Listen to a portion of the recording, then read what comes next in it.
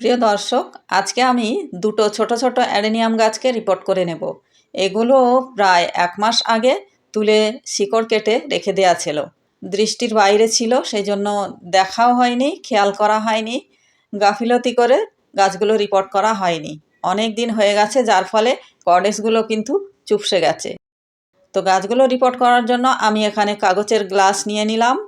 গ্লাসের মধ্যে আমি মাটি ভরে নিচ্ছি। যে মাটিতে গাছের প্রয়োজনীয় সমস্ত খাবার দেওয়া আছে, এই মাটিগুলো আমি তৈরি করে রেখেছি অ্যাকচুয়ালি শীতের ফুল গাছ বসানোর জন্য। তো আমি অ্যাডেনিয়াম গাছগুলো ওই মাটিতেই বসিয়ে নিচ্ছি।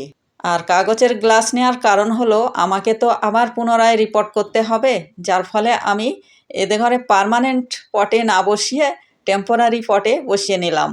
তো গাছগুলো বসিয়ে নেওয়ার পর এবার কিছুটা জল দিয়ে দেব। অতিরিক্ত জল কখনোই দেব না, যাতে মাটিটা একটু ভিজে ময়েশ্চার থাকে, সেই রকমভাবে জলটা দেব। জলটা দেওয়ার পর যদি অতিরিক্ত লম্বা কোনো শাখা থাকে, সেগুলোকে অবশ্যই প্রুনিং করে দেব। আর সামনেই তো শীতকাল, গাছের ডরম্যান্সি পিরিয়ড শুরু হয়ে যাবে, যার ফলে শীতের আঁচ যাতে গায়ে না লাগে, তার জন্য আমাদের গাছগুলোকে কাভারিং করতে হবে।